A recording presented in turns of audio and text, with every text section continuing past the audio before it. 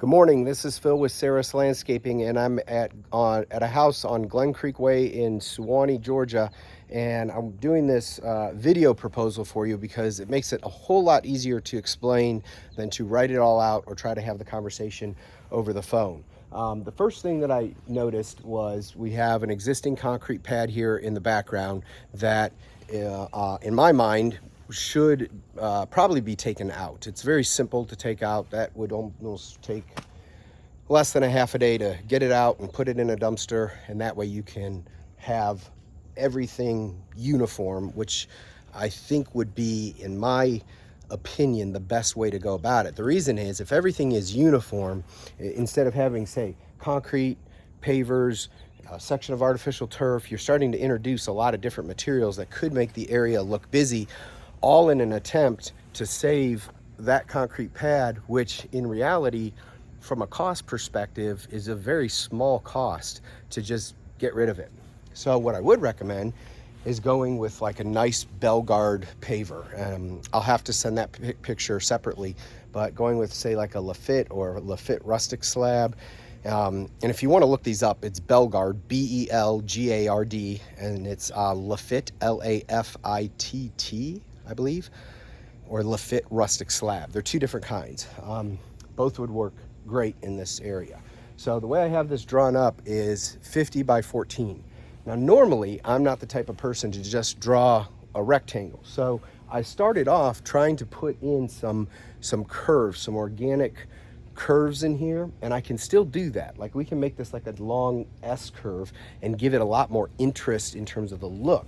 But what happens when I do that is I take away from some pretty valuable real estate that happens about a third of the way in on each side, where it gets smaller. Where right now, this is a great place to put a really nice outdoor table. Plenty of room over there for a grill, plenty of room for seating and for the kids to play. And how we would address these corners of the house. So this goes corner to corner. It may not be exactly 50 feet. It could be 48 and a half feet, but it's pretty close to 50. So how I would address these corners is this. I can see that you've got a water problem. The water's gushing out of here. It's creating this nasty hole over here, and then it's just depositing sediment in the corner over there. So the way I would address this problem is I would take this pipe here, run it into another flexible pipe that we could take underneath the fence, and I would take out to this side of the property and discharge the water probably up close in here through a pop-up emitter. What a pop-up emitter does is it allows the water to come out a little bit slower and in a 360-degree radius, so it doesn't just flood everything out. And that protects this corner from ever eroding again. And you see I've got some blue lines here. These blue lines represent large Fieldstone step treads. I would get them about 36 inches wide. They're 18 inches deep, and they're about 5 to 7 inches thick. So they're perfect for this area to put in a step tread, probably about 5 or 6 step treads that will lead you up to the corner of the patio. Then you're on top of the patio. This is all demoed out. Now, if you really want to make this even more interesting, what we could do at the center of this is we could, let me get rid of this. What we could do in the center of this is we could do what they call a circle kit. Now, I do have to check on availability to see if it's available, but it's the same paver in a circle design. So it gives it just another added element. So I have to check availability on that. Another thing that we could do out here that would be pretty cool is we could put into this corner, say, maybe right in this corner, we build in a fire pit, or we bump this corner out. Keep that side the same, but bump this whole corner out, and you could do a fire pit in there.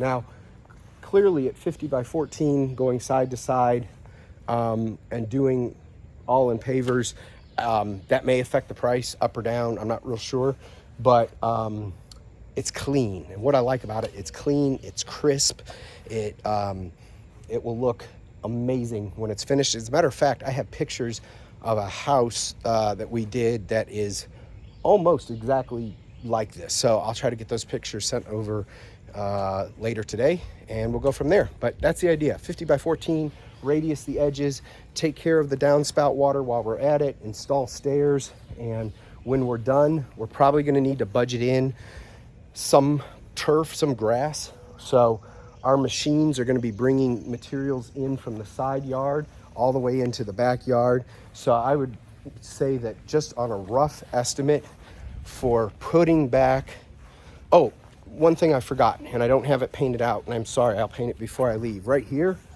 I would do a path that extends from here over to that gate. We can get rid of this bush, but it can leave you a really nice planting area here in the corner, or it could leave you a nice area if you put your trash cans out here. You could do it on this side, or you could build in a little bit of a shed area here where you could store some tools and some rakes and shovels and maybe a lawnmower. But I would put a pathway that extends here. So this is our line of travel right here. Here's how we'll be coming in and out of the property. So 2, 3, 4. So I would recommend that we're probably looking somewhere in the neighborhood of 6 to 7 pallets of sod in a worst case scenario. Now, sod is expensive. It's gone up as all building materials have gone up, but it's not break the bank relative to this project. But I do want to keep that in mind so we can come back and sod these areas and put them all back together when we're done. We may be able to avoid it if we use plywood, so that's why I'm saying it's a worst case scenario. If we use plywood and pick it up each day, that might reduce it to 2 or 3 pallets of sod. So we always do our best to try to make sure we leave you with as little work as possible, but the work that we will do, we'll take care of when we're done.